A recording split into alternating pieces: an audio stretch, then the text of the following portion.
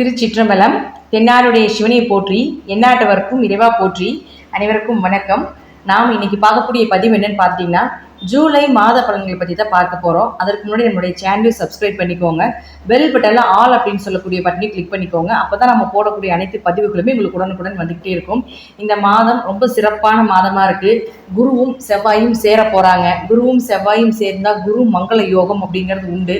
இந்த குரு மங்கள யோகம் அப்படிங்கிறது சுப நிகழ்ச்சிகள் செய்வதற்குண்டான அமைப்பு, பெயர், புகழ், மதிப்பு இதெல்லாமே கொடுக்கக்கூடிய ஒரு அமைப்பாக இருக்கும் இந்த குரு மங்கள யோகம்.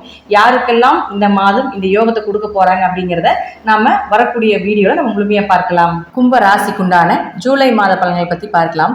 கும்ப ராசியை பொறுத்த வரைக்கும் பார்த்துட்டீங்கன்னா, சனி பகவான் ஜென்மத்தில் இருந்தால் இப்போ சனி வக்ரமாகி ஓரளவுக்கு பாதிப்பு கொஞ்சம் மகரத்துக்கு வரும்பொழுது பாதிப்பு உங்களுக்கு குறையதற்கு உண்டான வாய்ப்பு உண்டு.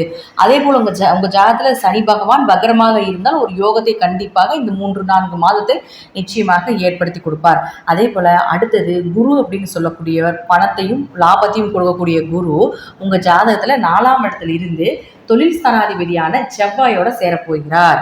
அப்போ செவ்வாய் குரு சேர்ந்தால் இந்த கும்பராசிக்காரர்களுக்கு இந்த மாதம் ஓரளவுக்கு தொழில் வளர்ச்சி உண்டு. தொழிலில் ஒரு இம்போர்ட் எக்ஸ்போர்ட் பிஸ்னஸ் பண்ணுறதுக்கு உண்டான வாய்ப்புகள் உண்டு. நல்ல லாபத்தை கொடுக்கக்கூடிய ஒரு அமைப்பையும் நிச்சயமாக ஏற்படுத்தி கொடுப்பார். ஏன் அப்படின்னா, குரு அப்படின்னு சொல்லக்கூடியவர் என்னதான் இருந்தாலும் அவர் ஒரு சுபகிரகம். அப்போது நம்மளுடைய உங்களுக்கு தொழில் யார் கொடுப்பாருன்னா செவ்வாய் தான் கொடுப்பார்.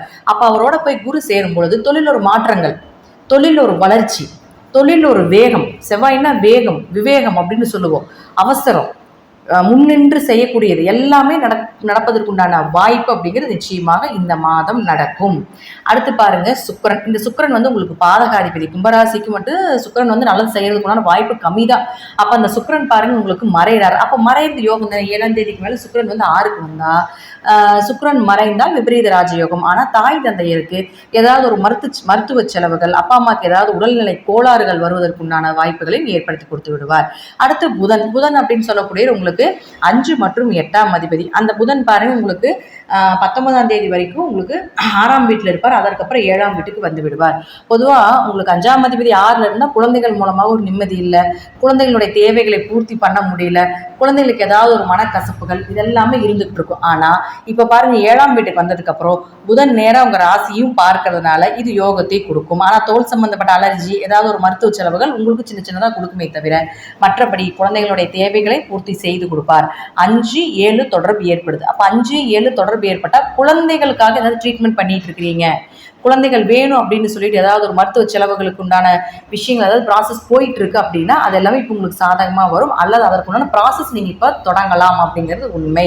அதே போல் 5-7 குழந்தைகளவே பார்ட்னர் போட்டு தொழில் பண்ணலாம், அல்லது நண்பர்களோட பார்ட்னர் போட்டு தொழில் பண்ணுறதுக்கு எல்லாமே இந்த மாதம் ஒரு சிறப்பான மாதமாக இருக்கும்.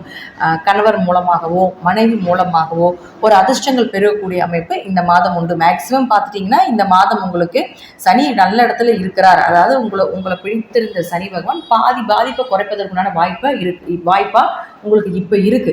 அதனால இந்த வாய்ப்பை நீங்க பயன்படுத்திக்கிட்டு ஏதாவது ஒரு வழியில ஒரு பிசினஸ் ரீதியாகவோ அல்லது வந்து தொழில் ரீதியாகவோ வேலை சம்பந்தப்பட்ட ஏதாவது ஒரு மூலமாக உங்களுக்கு ஒரு லாபத்தையும், குழந்தைகள் மூலமாக ஒரு மனக்கசப்புகள் இருந்தாலும் அது விலகுவதற்குண்டான வாய்ப்பையும் இந்த கிரகங்கள் ஏற்படுத்தி கொடுப்பாங்க.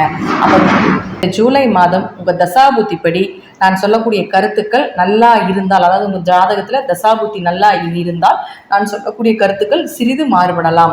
நன்றி. மீண்டும் ஒரு நல்ல பதிவில் சந்திக்கலாம். திருச்சிற்றம்பலம், தில்லையம்பலம், ஸ்ரீ நரசிம்மத்துடைய சரணம். கடவுள் அருள் டிவியை பார்த்தமைக்கு நன்றிகள். மேலும் இது போன்ற தகவல்களை தெரிந்து கொள்ள கடவுள் அருள் டிவியை சப்ஸ்கிரைப் செய்யுங்கள். மறக்காமல் பெல் ஐக்கானை கிளிக் செய்யுங்கள்.